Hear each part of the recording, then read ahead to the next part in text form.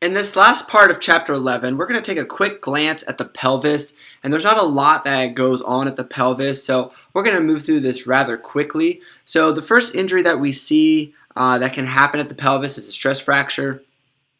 Stress fractures of the pelvis typically occur to the femoral neck or the pubic ramus, and really we see a lot in those that run long distances. Typically, female runners are commonly affected by pelvic stress fractures.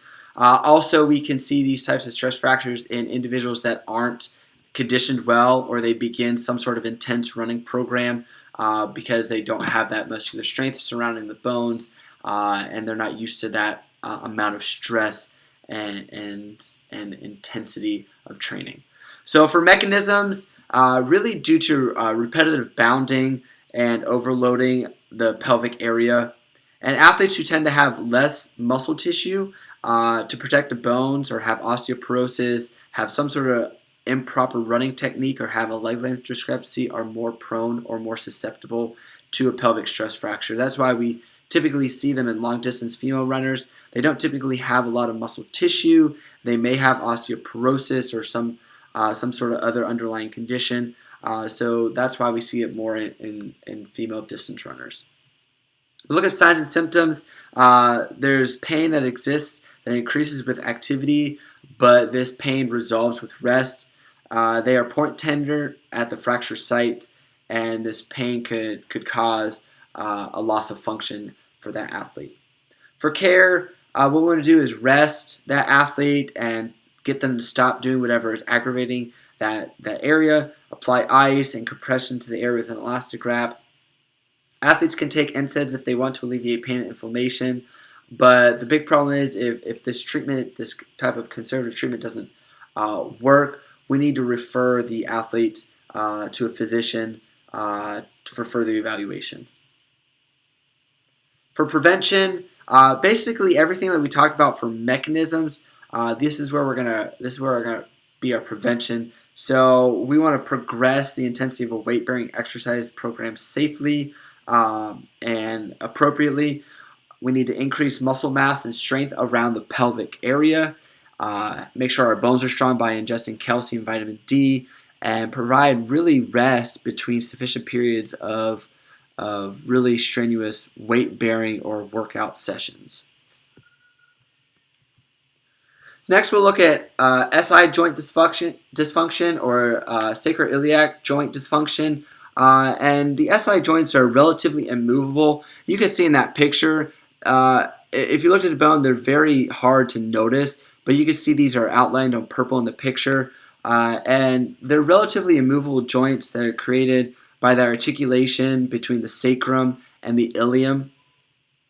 And what happens over time is that we can see SI problems because of arthritis, because of degeneration of this area. We can also see deficiencies and other signs and symptoms of this injury from back pain or improper leg length, stuff like that. So when we look at mechanisms, really it's just the wearing away of the cartilage due to a variety of reasons around that joint. And when we look at signs and symptoms, they have pain or stiffness at the joint. And usually, typically, what we see is they have this pain or this stiffness around your back dimple area. So if we ever heard of our back dimple area, it's really where the SI is, where we have the indentation of the SI joints. They may have lower back, hip, groin, and thigh pain as well. So we're going to make sure what's going on. This injury may also affect the sciatic nerve. So if the athlete feels a burning and or aching pain down the back of the thigh, this could be caused by an affected sciatic nerve.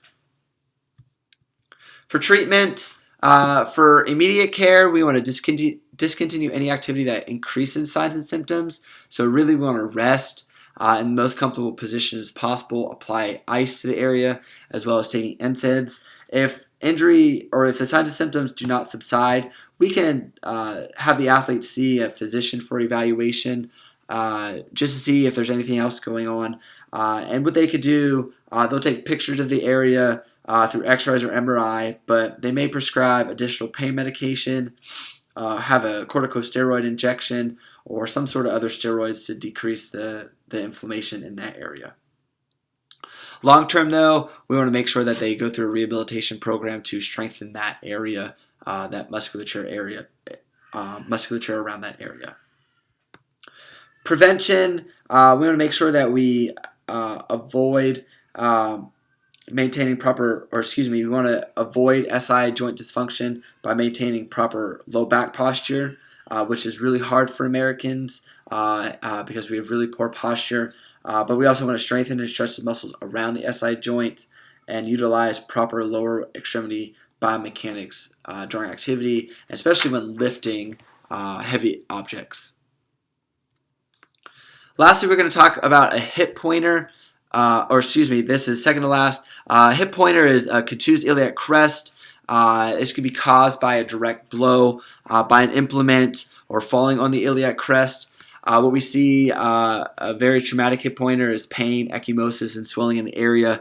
Sometimes they lose function of the hip because of so much swelling and so much pain in the area. For care, we want to rest, apply ice, wrap the injury with an elastic wrap or compression wrap, take NSAIDs, and then we want to, after, wear some sort of hip pointer pad to protect the area to prevent any further injuries.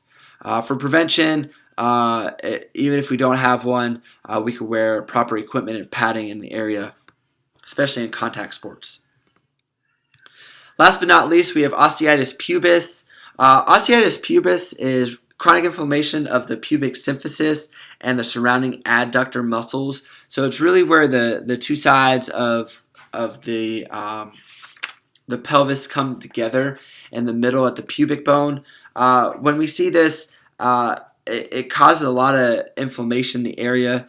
Could have groin pain, point tenderness at the pubic bone area, but it could be caused by a number of things. It could be caused by overuse from running, bicycling a lot, could have muscle imbalance in the area, and proper biomechanics. So there's a lot of things that can cause it, but there's no really set mechanism of injury for osteitis pubis. When we look at treatment for osteitis pubis, we want them to rest and discontinue participation or any aggravating types of activities that they're doing. Currently, apply ice to the area and take NSAIDs to reduce any pain or inflammation that's in the area. If it's caused by some sort of biomechanical problem, such as improper walking or leg length discrepancy, we want to make sure that we address these issues separately and not just treat the symptoms and signs, but address anything underlying to help that prevent this condition. For prevention, address any biomechanical problems that the athlete may have, strengthen and stretch the adductor muscles, but we want to make sure that if we are an individual that's starting a workout program, we want to make sure that they gradually progress into activities, intensity, and duration. This will help also to avoid osteitis pubis.